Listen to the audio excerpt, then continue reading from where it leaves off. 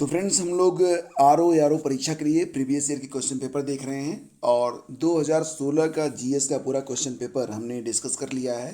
और आज की वीडियो में हम लोग 2016 की जो पुनः परीक्षा हुई थी इसका जो एग्ज़ाम डेट है वो था यहाँ पर ये 20 सितंबर को परीक्षा हुई थी। 20 सितंबर 2020 को परीक्षा हुई थी।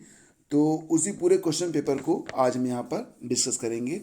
कुल मिला के 140 प्रश्न पूछे गए थे। तो सभी 140 प्रश्न आपके सामने आ रहे हैं बैक टू बैक। तो पहला क्वेश्चन पूछा गया था कि भारत का ओशनिक नेशनल पार्क कहाँ पर स्थित है, और इसका आंसर था ऑप्शन डी यानी कि कच्छ में। और वाराणसी से नई दिल्ली के मध्य चलती है भारत की पहली semi high speed train Vande Bharat. तो यहाँ पर ये प्रश्न भी पूछा गया था कि भारत की पहली semi high speed train Vande Bharat कहाँ से कहाँ तक चलती है। तो इसका उत्तर था ऑप्शन ए यानी कि वाराणसी से नई दिल्ली। भारत के निम्नलिखित नगरों में से किसमें देश का प्रथम कृत्रिम रबड़ संयंत्र लगाया गया। तो इसका उत्तर था पानीपत। और भारत में सबसे बड़ी जो तेल शोधनशाला है वो जामनगर में है, ये अभी आपको पता होना चाहिए। भारत का कौन सा राज्य सर्वाधिक लंबी तट रेखा वाला राज्य है। तो इसका उत्तर था ऑप्शन बी यानी कि गुजरात। और अगला क्वेश्चन था कि शैल समूहों में कौन भारत में अधिकतम मात्रा में कोयला प्रदान करता है। तो इसके बारे में जो सही उत्तर था वो था गोंडवाना समूह, ऑप्शन बी। देखिए जो प्रीवियस के क्वेश्चन पेपर हैं उसको आप जरूर देखिएगा क्योंकि बहुत सारे प्रश्न आपको मिल जाएंगे सीधे सीधे इन्हीं क्वेश्चन पेपर से ही। अब देखिए फरवरी 2020 में अमेरिकी राष्ट्रपति की भारत यात्रा के संदर्भ में निम्नलिखित कथनों में कौन सा सही है। तो देखो ये जो 2020 का करंट अफेयर है तो करंट अफेयर आपको नया ही पूछा जाएगा, ये प्रश्न तो बिल्कुल नहीं आएगा। फिलहाल इसका उत्तर था ऑप्शन सी, 1 और 2 दोनों यहाँ पर सही थे। अगला क्वेश्चन था कि फरवरी 2020 में गठित राम मंदिर ट्रस्ट के संबंध में सूची 1 को सूची 2 के साथ सुमेलित करिए और नीचे दिए गए कूट से सही उत्तर का चयन कीजिए। तो यहाँ पर जो सही विकल्प था वो क्या था, ऑप्शन बी था यानी कि महंत नृत्य गोपाल दास ये राम मंदिर ट्रस्ट के अध्यक्ष बनाए गए थे। स्वामी गोविंद देवगिरी को ट्रस्ट का कोषाध्यक्ष बनाया गया था। श्री चंपत राय बने थे ट्रस्ट के महासचिव और नृपेंद्र मिश्र बने थे मंदिर निर्माण समिति के प्रमुख। निम्नलिखित में से किसे सर्वोत्तम फिल्म के लिए ऑस्कर पुरस्कार 2020 प्रदान किया गया। तो 2020 का जो सर्वोत्तम फिल्म थी, बेस्ट फिल्म थी, वो थी पैरासाइट। और नोमैडलैंड है 2021 के लिए, इसको भी आप याद रखना। खेलो इंडिया विश्वविद्यालय खेल मतलब खेलो इंडिया यूनिवर्सिटी गेम्स कहाँ पर आयोजित किए गए थे। ये पहले कहाँ पर हुए थे, भुवनेश्वर में हुए थे, उड़ीसा में। और जो दूसरा खेलो इंडिया यूनिवर्सिटी गेम होगा वो कहाँ पर होगा, कर्नाटक में होगा। ठीक है। अब नीचे जो प्रश्न है ये करंट अफेयर पर आधारित है। फरवरी 2020 में सीनेट ने राष्ट्रपति डोनाल्ड ट्रंप को उनके विरुद्ध चल रहे महाभियोग से बरी कर दिया। सीनेट में रिपब्लिकन सांसदों की अपेक्षा डेमोक्रेट्स के सांसदों की संख्या अधिक है। तो यहाँ पर विकल्प सी सही था, ए सत्य है लेकिन आर जो है वो असत्य है। और इसके बाद देखिए अगला क्वेश्चन पूछा गया था और प्रश्न था कि ऑस्ट्रेलिया में फरवरी मार्च 2020 के दौरान आयोजित आईसीसी महिला T20 विश्व कप में कितनी टीमों ने पार्टिसिपेट किया था। कुल 12 टीमें। और कुष्ठ रोग के खिलाफ किए गए प्रयासों के लिए व्यक्तिगत श्रेणी में अंतर्राष्ट्रीय गांधी पुरस्कार 2020 दिया गया था NS धर्मशक्तु को। ऑप्शन 20 का करेक्ट था। अब यहाँ पर क्वेश्चन देखिए रीजनिंग से भी कई सारे सवाल आपसे पूछे जाएंगे, तो रीजनिंग भी आपकी स्ट्रांग रहनी चाहिए। तो फिलहाल रीजनिंग के लिए तो मैं आपको यहाँ पर आंसर बता देता हूँ और रीजनिंग के लिए एक अलग वीडियो आएगा जिसमें हम सभी प्रश्नों को डिटेल में करेंगे डिस्कस। तो 63:9। और इसके बाद पूछा गया था कि फिर इसी प्रकार से 14 से पहले क्या आएगा। तो यहाँ पर 68 था और यहाँ पर 15 16 छोड़ देते हैं, ठीक है। इसके बाद 17 भी छोड़ते हैं, 18 19 20 21 देखते हैं। उत्तर प्रदेश में किसान समृद्धि आयोग का गठन किस वर्ष में हुआ था। एक्चुअली में रीजनिंग के प्रश्न हैं, जब तक इनको ठीक से डिस्कस ना किया जाए तब तक आनंद नहीं आता है और हर विषय को पढ़ने का एक मूड होता है। तो क्योंकि ये जो पुराने साल का क्वेश्चन पेपर है ये आपके रिविजन के लिए है, तो मैथ के लिए एक मैथ की क्लास हो, रीजनिंग के लिए रीजनिंग की क्लास हो तो ही बेटर रहता है। उत्तर प्रदेश में किसान समृद्धि आयोग का गठन हुआ था 2017 में, इसको याद रखना, ये इंपॉर्टेंट है, एग्जाम में रिपीट हो सकता है। और किस जनपद में साक्षरता दर सबसे कम है। तो श्रावस्ती जनपद में, ये भी आपको याद रखना होगा। उत्तर प्रदेश राज्य में कुल सिंचित क्षेत्र का नहर सिंचाई क्षेत्र है लगभग 30%। तो ये बहुत ही महत्वपूर्ण बिंदु है, आपको पता होना चाहिए। अब यहाँ पर देखो सूची से संबंधित सवाल पूछे गए हैं, तो कौन सा सूची से आपको मैच कराना है। पीतल का सामान, माचिस, खेल का सामान और उसके बाद लकड़ी पर नक्काशी। तो आपको पता ही है कि पीतल का सामान कहाँ पर बनता है, मुरादाबाद में बनता है, ठीक है। और माचिस बनती है बरेली में। खेल का सामान बनता है कहाँ पर, मेरठ में बनता है। और लकड़ी पर नक्काशी होती है सहारनपुर में। तो विकल्प बी आपका यहाँ पर करेक्ट है। उत्तर प्रदेश के मुख्य लोकगीत हैं बिरहा, चैती और ढोला। विकल्प डी सही है। और उत्तर प्रदेश के प्रमुख लोक नृत्य हैं चरकुला, कर्मा और पांडव। तो इसका भी विकल्प बी सही था। व्यापार सुविधा केंद्र एवं क्राफ्ट म्यूजियम की स्थापना उत्तर प्रदेश के किस जनपद में हुई है, तो वाराणसी में की गई थी, ऑप्शन बी। और इफ़को यूरिया कारखाना उत्तर प्रदेश के निम्नलिखित में से किस स्थान पर है, तो देखो जो इफ़को यूरिया कारखाना है ये आंवला में स्थित है, ठीक है, आंवला। निम्नलिखित में से कौन सा एक सुमेलित नहीं है, ये प्रश्न पूछा गया है। तो नागरिकता ये भाग 2 में उल्लिखित है। संघ राज्य क्षेत्र बताया गया है भाग 7 में, जो कि गलत है। नगर पालिकाएँ भाग 9 क में हैं और निर्वाचन भाग 15 में। तो ए, बी और डी सही है। यहाँ पर बी गलत था संघ राज्य क्षेत्र के बारे में। तो भाग 7 दिया गया है, जबकि इसका उत्तर क्या होगा, इसका उत्तर हो जाएगा भाग 8। अभी हाल ही में जो परीक्षा हुई है असिस्टेंट प्रोफेसर की 13 नवंबर को, उसमें भी ये प्रश्न आया था। आगे बढ़ते हैं। नीचे 2 कथन दिए गए हैं, इसमें से एक अभिकथन है, दूसरा कारण है। राज्य की कार्यपालिका शक्ति का प्रयोग संसद के कानूनों तथा राज्यों में लागू कानूनों का अनुपालन सुनिश्चित करने के लिए होता है।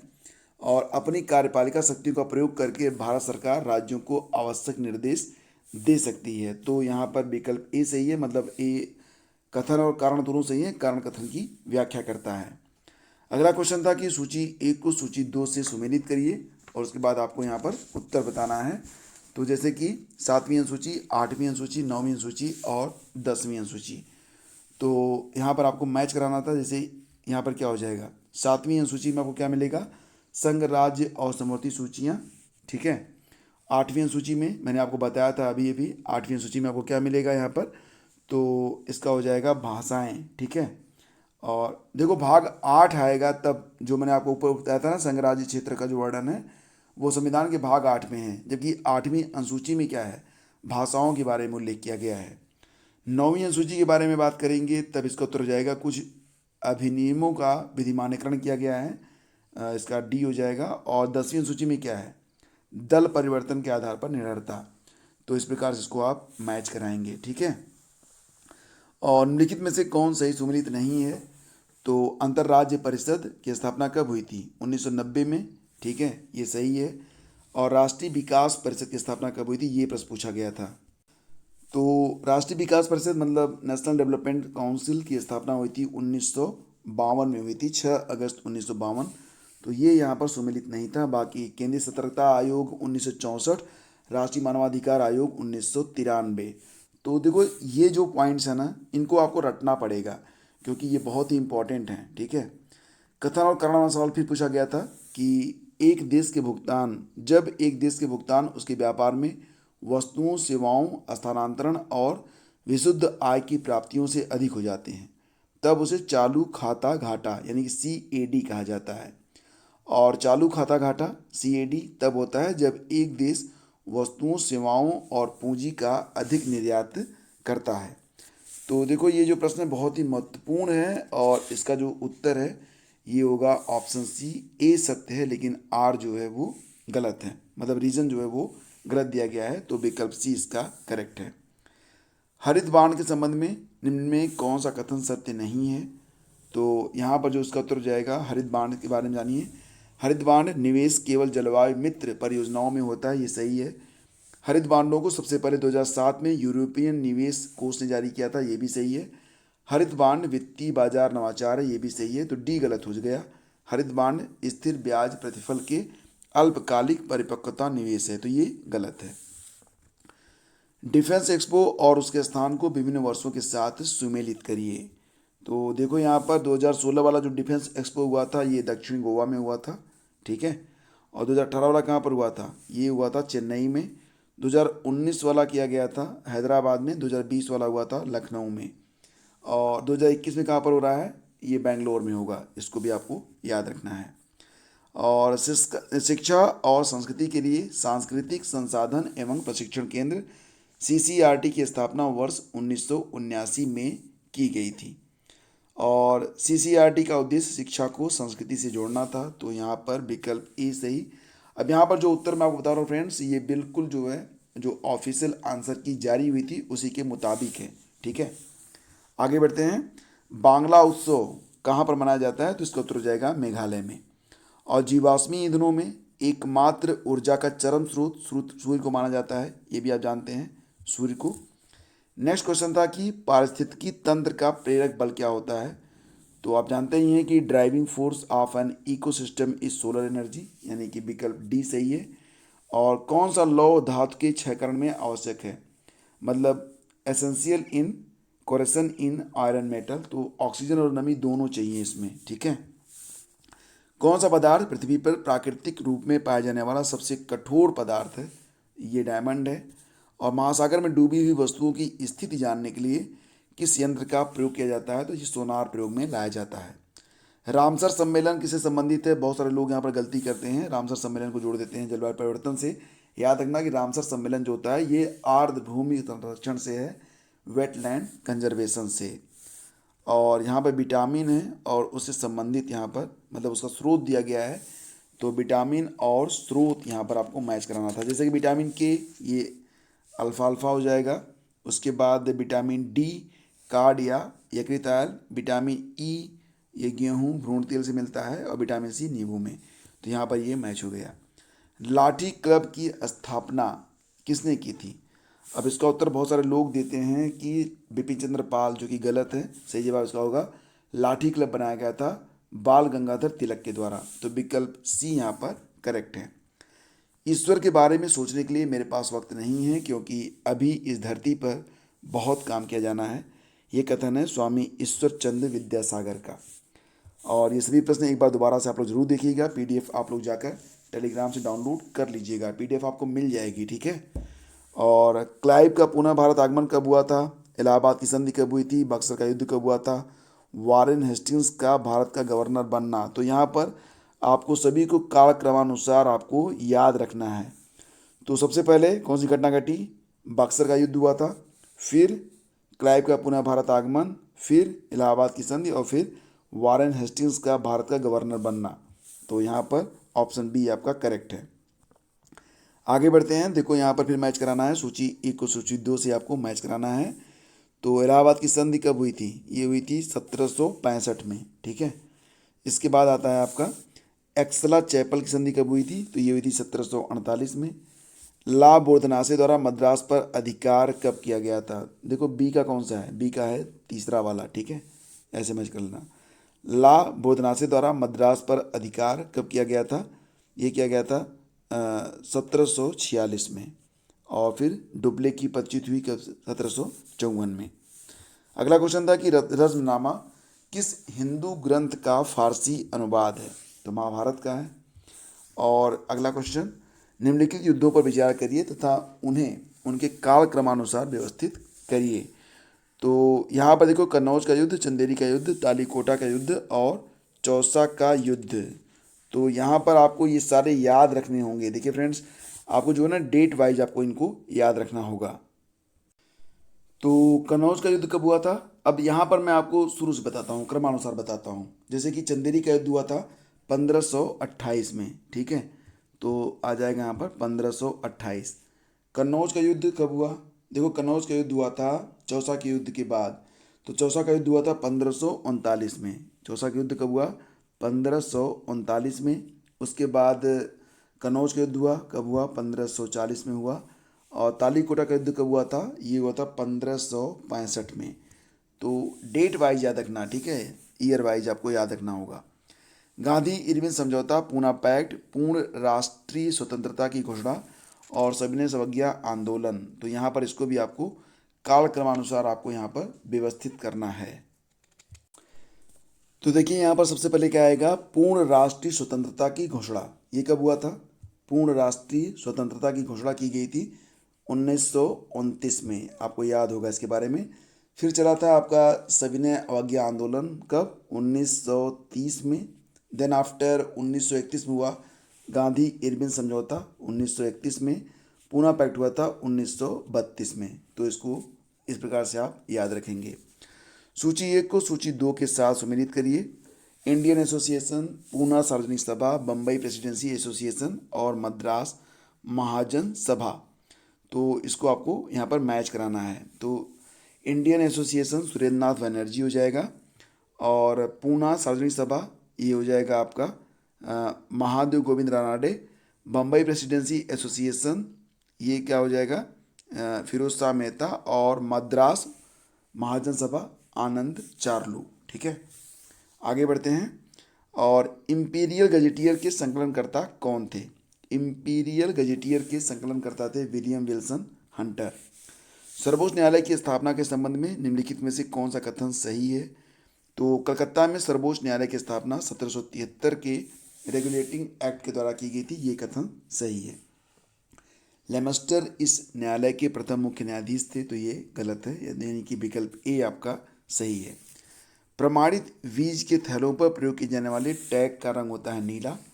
और कौन सा एक सुमेलित है? एक यहाँ पर सुमेलित है, बाकी तो सुमेलित नहीं है, तो ये विकल्प बी वाला सही था। इटावा पायलट प्रोजेक्ट अल्बर्ट मायर वाला। ठीक है, और इसके बाद जो ए, बी और डी हैं, तो इटावा पायलट प्रोजेक्ट की जो परिकल्पना थी ये 1947 में की गई थी, लेकिन इसे सितंबर 1948 में शुरू किया गया था। और यह परियोजना लेफ्टिनेंट कर्नल अल्बर्ट मेयर के मार्गदर्शन में स्टार्ट किया गया था। तो विकल्प बी इसका यहाँ पर करेक्ट है। और इसके बाद आगे बढ़ते हैं, क्वेश्चन नंबर 57 पे आते हैं। देश की पहली इंटरसिटी इलेक्ट्रिक बस सेवा फरवरी 2020 में पब्लिक प्राइवेट साझेदारी मॉडल के अंतर्गत शुरू करने वाला राज्य महाराष्ट्र है। तो इसका जवाब ऑप्शन ए है। ठीक है, ऑप्शन ए। और कौन उत्तर प्रदेश के सर्वाधिक फसल क्षेत्र के अंतर्गत सही सुमेलित नहीं है? ये प्रश्न पूछा गया था। तो यहाँ पर देखो, सरसों आगरा सही है, और इसके बाद आलू आता है, फर्रुखाबाद में आलू होता है, सही है। मक्का वाराणसी ये गलत है, और तिल हमीरपुर ये सही है, यानी कि विकल्प सी इसका उत्तर हो जाएगा। अगला क्वेश्चन था deposit insurance and credit guarantee insurance. Deposit insurance and credit guarantee insurance निगम के संदर्भ में निम्नलिखित कथनों में कौन सा या कौन से कथन सही हैं? तो भारतीय रिजर्व बैंक की एक सहायक है, और रुपए 5 लाख की जमा इसके द्वारा बीमित है। तो दोनों कथन यहाँ पर सही हैं। सूची 1 को सूची 2 से सुमेलित करिए, और नीचे दिए गए कूट से सही उत्तर का चयन करिए। तो देखो यहाँ पर जो इंडियन बैंक है ये सार्वजनिक बैंक है, ये आप जानते ही हैं। ये देखो 2020 के मुताबिक है। ICICI बैंक एक निजी बैंक है, सिटी बैंक एक विदेशी बैंक है, सरस्वत बैंक एक सहकारी बैंक है। अब अगला क्वेश्चन था कि ऑपरेशन ट्विस्ट के अंतर्गत RBI एक ही समय में अल्पकालीन प्रतिभूतियों को बेचकर दीर्घकालीन प्रतिभूतियों को खरीदता है। और दूसरा था कि इस ऑपरेशन का मुख्य उद्देश्य दीर्घकालीन निवेश को बढ़ाना है। तब इसका उत्तर हो जाएगा विकल्प ए। ठीक है, और निम्नलिखित में से व्यवसाय का सामाजिक उद्देश्य क्या है? निम्नलिखित में व्यवसाय का सामाजिक उद्देश्य क्या है? रोजगार सृजन। व्यवसाय का मतलब रोजगार सृजन। 2011 की जनगणना के अनुसार निम्नलिखित राज्यों में से किसमें नगरीकरण का स्तर सबसे कम है? तो ये हो जाएगा पश्चिम बंगाल। केंद्र शासित राज्यों में जरवा जनजाति का निवास स्थान अंडमान और निकोबार द्वीप समूह है। याद रखना, बहुत इंपॉर्टेंट क्वेश्चन है। इसके बाद आता है क्वेश्चन नंबर 65। तो खनन क्षेत्र और खनिज आपको यहाँ पर देखने हैं, इसको मैच कराना है। गुरु मैसानी में लौ अयस्क पाए जाते हैं, तो यहाँ पर हो गया। तलचर में क्या मिलता है? तलचर कोयला के लिए जाना जाता है। जादूगुड़ा में यूरेनियम होता है, और जावर में जस्ता। तो ये यहाँ पर मैच हो गया। भारत में मानसून की उत्पत्ति किस पवन के द्वारा होती है? तो रट लेना इसको कि भारत में मानसून की जो उत्पत्ति होती है वो दक्षिण पश्चिम पवन के द्वारा होती है, दक्षिण पश्चिम पवन। ठीक है, और किस राज्य में कर्क रेखा नहीं गुजरती है? तो आपको पता ही है कि कुल 8 राज्य हैं जिससे कर्क रेखा गुजरती है, तो इसमें मणिपुर शामिल नहीं है। तो विकल्प सी इसका सही जवाब है। देश और राजधानी दी गई है, आपको यहाँ पर मैच कराना है कि किस देश की राजधानी कौन सी है। जैसे कि म्यांमार की यंगून हो गई, उसके बाद फिर कंबोडिया का क्या हो गया, कंबाडिया का हो गया तीसरा वाला नामपेन। वियतनाम की राजधानी क्या है, हनोई है। और लाओस का वियेंटियन, वियेंटियन। सूची एक को सूची दो से सुमेलित करिए। सत अल अरब, पराग्वे, नाइजर और डेन्यूब नदियां हैं, किस शहर में बहती हैं ये बताना है। तो सत अल अरब बहती है बसरा में। पराग्वे बहती है कहाँ पर, एशियन में। और नाइजर बहती है कहाँ पर, तो ये न्योमी में बहती है, न्योमी। डेन्यूब वियना में। जुलाई 2020 में भारत सरकार द्वारा शुरू किया गया प्रेरक दौड़ सम्मान निम्नलिखित में से किससे संबंधित है। तो अपशिष्ट प्रबंधन और शहर की स्वच्छता स्थिति से यह संबंधित है। ठीक है। अगला क्वेश्चन है 2011 की जनगणना के अनुसार भारत के निम्नलिखित किस राज्य में अनुसूचित जाति की जनसंख्या शून्य है। तो ये इसका उत्तर था ऑप्शन बी यानी कि नागालैंड। और जून जुलाई 2020 में मनाया गया संकल्प पर्व, ये वृक्षारोपण से संबंधित था। नीली क्रांति आप जानते ही हैं मछली उत्पादन से संबंधित है। चित्रकूट जलप्रपात किस नदी पर है, तब इसका उत्तर दिया जाएगा इंद्रावती नदी पर है चित्रकूट जलप्रपात। कुमायूं हिमालय जो है ये किन नदियों के बीच स्थित है, याद रखना, इसको रट लेना। सतलज और काली नदी के बीच में स्थित है कुमायूं हिमालय, सतलज और काली नदी। राष्ट्रीय वनीकरण और पारिस्थितिक विकास बोर्ड NAEB मतलब national afforestation and eco development board. ठीक है। तो NAEB की स्थापना भारत सरकार द्वारा की गई थी 1992 में। ठीक है। और कौन एक 29 जून 2020 को मनाए गए सांख्यिकी दिवस का थीम था, तो ये था सस्टेनेबल डेवलपमेंट गोल्स। ठीक है। और किस बॉलीवुड अभिनेत्री को वर्ष 2020 में पद्मश्री मिला था, कंगना रनौत। पद्म विभूषण मिला था 2020 में मरणोपरांत 4 लोगों को। और अंतर्राष्ट्रीय ओलंपिक समिति द्वारा किसे coaches life time achievement award से सम्मानित किया गया था 2019। Coaches life time achievement award 2019 प्रदान किया गया था अंतर्राष्ट्रीय ओलंपिक समिति के द्वारा पुलेला गोपीचंद को। अंतर्राष्ट्रीय मातृभाषा दिवस ये होता है 21 फरवरी को, रट लेना। बहुत सारे इंपॉर्टेंट डेज हैं जो कि एग्जाम में आते हैं। भारतीय नौसेना द्वारा जनवरी 2020 में शुरू किया गया ऑपरेशन वनीला, ये आपदा प्रबंधन से संबंधित था। संयुक्त सैन्य अभ्यास अजय वारियर आपको पता ही है 2020 में ये भारत और यूनाइटेड किंगडम के बीच में हुआ था। ये भारत और यूके के बीच का ही है, आपको पता ही है। एक भारत श्रेष्ठ भारत के संदर्भ में निम्नलिखित में से कौन सा कथन सही है। तो यह अभियान 10 फरवरी से 28 फरवरी तक चला था। इसका उद्देश्य देश में विभिन्न सांस्कृतिक गतिविधियों द्वारा राष्ट्रीय एकता को मजबूत करना है। तो दोनों विकल्प यहाँ पर सही हैं। और फिर आ गया है आपका रीजनिंग का सवाल, तो रीजनिंग को हम करेंगे अपने नेक्स्ट वीडियो में।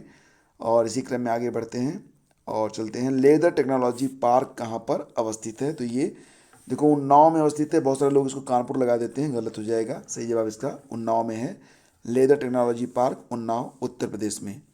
और उत्तर प्रदेश में राज्य उच्च शिक्षा परिषद स्थापित किया गया था 1995 में। ठीक है। सही सुमेलित नहीं है कौन सा, IIVR लखनऊ दिया गया है, IIPR कानपुर, IVRI इज्जतनगर और IGFRI झांसी। तो यहाँ पर जो सही सुमेलित नहीं है वो विकल्प ए है। इसके बाद है अगला क्वेश्चन कि कौन सा सही सुमेलित नहीं है। तो पीतल की मूर्तियाँ मथुरा में बताया जा रहा है, जबकि सहारनपुर होना चाहिए था। मुरादाबाद, मुरादाबाद। ठीक है, मुरादाबाद में बनती हैं पीतल की मूर्तियाँ। तो विकल्प बी आपका यहाँ पर सुमेलित नहीं है। बाकी गोटे का कार्य लखनऊ और वाराणसी दोनों जगह होता है। ताले अलीगढ़ में बनते हैं। बेत और छड़ियों के लिए वाराणसी आना जाता है। अब यहाँ पर देखो, इसको मैच कराना था आपको। देवी पाटन मेला ये कहाँ पर लगता है, बलरामपुर में लगता है। और कामपील मेला कहाँ पर लगता है, फरुखाबाद में लगता है।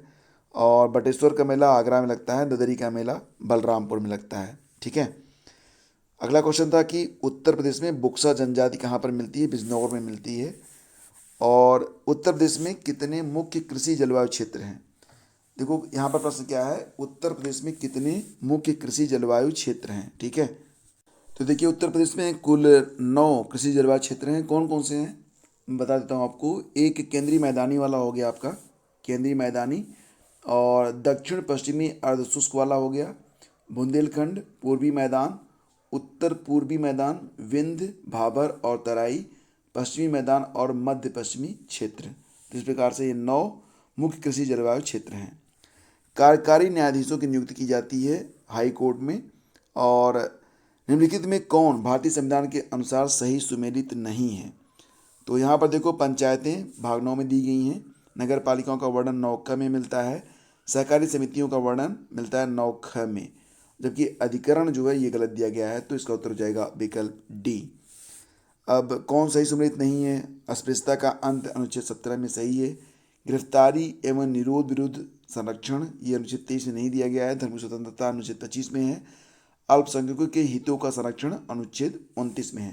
तो यहाँ पर विकल्प बी आपका उत्तर हो जाएगा। ये क्वेश्चन है कि WTO के अंतर्गत सरकारी न्यूनतम समर्थन मूल्य यानी कि MSP और बाजार मूल्य के अंतर जब सीधे किसानों को भुगतान किया जाता है तो उसे कहते हैं नीला बॉक्स सहायिका, मतलब ब्लू बॉक्स सब्सिडीज, इसे कहते हैं ब्लू बॉक्स सब्सिडीज। और हाल ही में केंद्रीय बजट 2020-21 में किस योजना में बजट आवंटन 2019-20 की तुलना में कम हुआ? तो इसका उत्तर हो जाएगा यहाँ पर विकल्प ए यानी कि मनरेगा। और निम्नलिखित उपायों पर विचार करें जिन्हें RBI अर्थव्यवस्था में मुद्रास्फीति को नियंत्रित करने के लिए प्रयोग में लाता है। तो यहाँ पर देखो, विकल्प 1, 2 और 3 तीनों सही हैं। बैंक दर वृद्धि करता है, नकद आरक्षण अनुपात में वृद्धि करता है, सांविधिक तरलता अनुपात में वृद्धि करता है। तो चौथा नहीं है, बाकी सब यहाँ पर सही है। विकल्प बी आपका सही हो जाएगा। भारतीय राष्ट्रीय कैलेंडर का प्रथम महीना होता है चैत, आपको पता ही है, विकल्प डी सही है। नवरात्रि को सरस्वती पूजा के रूप में मनाया जाता है केरल में, ठीक है। और यहाँ पर देखो, अगला जो क्वेश्चन है, भारतीय संस्कृति पोर्टल के संबंध में कौन सा कथन सही है? इसे IIT रुड़की की टीम के द्वारा विकसित किया गया, ये गलत है, दूसरा वाला सही है। सरकार का पहला अधिकृत पोर्टल है जहां संस्कृति मंत्रालय के विभिन्न संगठनों के ज्ञान और सांस्कृतिक संसाधनों को सार्वजनिक डोमेन में एक प्लेटफॉर्म में उपलब्ध कराया गया है। वायुमंडल की लंबवत संरचना में सबसे निचली सतह होती है ट्रोपोस्फियर, ऑप्शन सी। और किस अम्ल का उपयोग कार बैटरी में होता है? तो ये H2SO4 मतलब सल्फ्यूरिक एसिड। और वायु के चिप्स मतलब आलू का जो चिप्स होता है तो उसके अंदर जो वायु होती है वो नाइट्रोजन भरी रहती है, ऑप्शन ए सही होगा। और ठोस अशुद्धियों के शुद्धिकरण के लिए कौन सी प्रक्रिया उपयोगी नहीं है? तो ये होगा आसवन यानी कि डिस्टिलाइजेशन, विकल्प ए सही है। और अगला क्वेश्चन क्या है देखते हैं। तो फ्रेंड्स आगे बढ़ते हैं और देखो, कुछ प्रश्न यहाँ पर छूट गए हैं तो उसको एक बार हम लोग फिर से देख लेते हैं, ठीक है। तो ये काफ़ी इंपॉर्टेंट क्वेश्चन है, कुछ प्रश्न यहाँ पर छूट गए। त्रिकोष्ठी कहाँ से शुरू किया? हाँ, त्रिकोष्ठी हृदय कहाँ पर पाया जाता है? उभयचरों में, ये तो आप जानते ही हैं। हल्दी घाटी के युद्ध में महाराणा प्रताप के अलावा राजपूत सेना का सेनापति कौन था? ये प्रश्न पूछा जा रहा है, तो इसका उत्तर जाएगा हकीम सूर यानी कि विकल्प बी इसका करेक्ट है। और भारत में अंग्रेजों की सफलता तथा फ्रांसीसियों की असफलता के कारण में क्या था? तो मुख्य रूप से दूसरा कारण था अंग्रेजों की बेहतर नौसैनिक ताकत, ठीक है। और क्वेश्चन नंबर 117 देखिए, राजद्रोही भाषाओं को रोकने का अधिनियम, ये सही सुमेलित नहीं है, बाकी सब। विस्फोटक पदार्थ अधिनियम, भारतीय फौजदारी कानून संशोधन अधिनियम और समाचार पत्र अपराधों के लिए प्रोत्साहन अधिनियम, ये तीनों ही यहाँ पर करेक्ट हैं। सूची 1 को सूची 2 के साथ सुमेलित करिए। रंपा विद्रोह, पाबना किसान विद्रोह, बंगाल नील विद्रोह और जयंतिया विद्रोह। तो यहाँ पर आपको मैच कराना था। रंपा विद्रोह कब हुआ था? ये हुआ था रंपा विद्रोह 1879-80 में हुआ। पाबना किसान विद्रोह 1873 से 76 में।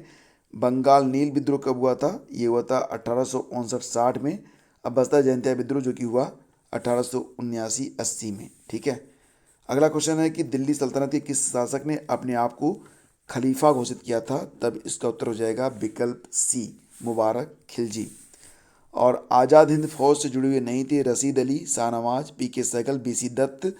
तो सही जवाब इसका ऑप्शन डी है, BC दत्त। 1942 के भारत छोड़ो आंदोलन के बारे में कौन सा कथन सत्य नहीं है? तो कांग्रेस को एक असंवैधानिक संस्था घोषित किया गया था, ये कथन यहाँ पर सत्य नहीं है, यानी कि ये हमारा उत्तर है। बाकी इसका नेतृत्व महात्मा गांधी द्वारा किया गया था और यह एक अहिंसक आंदोलन था, यह एक स्वतः स्फूर्त आंदोलन था, ये सब सही है। आगे बढ़ते हैं। निम्नलिखित अधिनियमों में से किसके द्वारा भारत परिषद इंडिया काउंसिल को समाप्त किया गया? इसका उत्तर हो जाएगा भारत सरकार अधिनियम 35 the government of India act 1935। अब निम्नलिखित घटनाओं पर विचार करिए तथा इन्हें कालक्रमानुसार व्यवस्थित करिए। तो यहाँ पर मैं आपको बताता हूँ, जैसे कि क्रिप्स प्रस्ताव का जो ये कब आया था, ये 1942 में आया था, 1942 में। अगस्त प्रस्ताव ये 1940 हो जाएगा। और बेबल योजना कब आई थी? बेबल योजना 1945। और CR फार्मूला ये 1944 में आया था। तो इसका सही जवाब हो जाएगा ऑप्शन बी, 2, 1, 4, 3। ठीक है, आगे बढ़ते हैं। निम्नलिखित में कौन सा सही सुमेलित नहीं है? तो बहिष्कृत हितकारिणी सभा के बारे में बताया जा रहा है। बाकी देखो यहाँ पर यंग बंगाल आंदोलन, हेनरी विवियन डेरोजियो, ये सही है। थियोसॉफिकल सोसाइटी, कर्नल अकॉल्ट, ये भी सही है। United Indian patriotic association, Syed Ahmad Khan, ये भी सही है। बहिष्कृत हितकारिणी सभा वाला जो प्रश्न है तो ये यहाँ पर गलत दिया गया है, तो यही हमारा उत्तर हो जाएगा। ठीक है, आगे बढ़ते हैं। और कौन सा सम्मिलित नहीं है? गेहूं में कौन सी खरपतवार होती है? फ्लेरिस माइनर, सही है। धान में बथुआ नहीं उगता है, बथुआ तो गेहूं के साथ उगता है ना। मटर में प्याजी उगती है, बरसी में कासनी उगती है। अगला क्वेश्चन है, सूरजमुखी, खरबूजा, कपास और अलसी को मैच कराना था। ये किस मौसम की फसलें हैं? आप जानते ही हैं खरबूजा जो है ये जायद की फसल है। ठीक है, और इसी प्रकार से विकल्प ए देखेंगे तब सूरजमुखी सभी मौसम में आप उगा सकते हैं। और बी का दूसरा हो गया कपास, कपास जो है ये खरीफ की फसल है। अलसी जो है ये रबी की फसल है। तो यहाँ पर इसको ऐसे मैच करा लेंगे आप। फॉर्चून इंडिया की 500 कंपनियों की सूची के अनुसार वर्ष 2019 में सबसे बड़ी निगम कंपनी रिलायंस इंडस्ट्रीज लिमिटेड, विकल्प सी। और अगला क्वेश्चन था कि अमेरिका आधारित थिंक टैंक जनसंख्या समीक्षा रिपोर्ट 2020 के अनुसार कौन सा कथन सही है? तब यहाँ पर सभी कथन सही दिए गए थे। भारत की GDP 2019 में 209 लाख करोड़ थी। भारत दुनिया की 5वीं सबसे बड़ी अर्थव्यवस्था के रूप में उभरा है। भारत ने ब्रिटेन और फ्रांस जैसे देशों को पीछे छोड़ दिया है। तो 1, 2 और 3 सभी सही हैं। अब यहाँ पर देखो, लखनऊ डिफेंस एक्सपो 2020 एशिया का रक्षा उत्पाद का सबसे बड़ा एक्सपो था और एक्सपो का आयोजन भारत को उभरते हुए रक्षा उत्पादन केंद्र के रूप में प्रस्तुत करना था। तो यहाँ पर आपका विकल्प ए सही है, मतलब ए और आर दोनों सत्य हैं। आर ए की पूरी व्याख्या करता है। अगला क्वेश्चन है कि निगम कर, आयकर, सीमा शुल्क और केंद्रीय उत्पाद शुल्क को आपको मैच कराना है कि इससे कितने प्रतिशत की आय होती है। ठीक है, तो यहाँ पर इसको आप मैच कराएंगे, जैसे कि ए का हो जाएगा निगम कर से कितना होता है? 18%, सबसे अधिक यही होता है। उसके बाद आयकर, ठीक है, तो आयकर का हो जाएगा 17%। सीमा शुल्क से कितना होता है? 4%। और केंद्रीय उत्पाद शुल्क से 7%। इस प्रकार से इसको आप मैच कराएंगे। जेनेटिक उद्योग में क्या सम्मिलित है? तो ये कृषि आती है इसमें, विकल्प ए।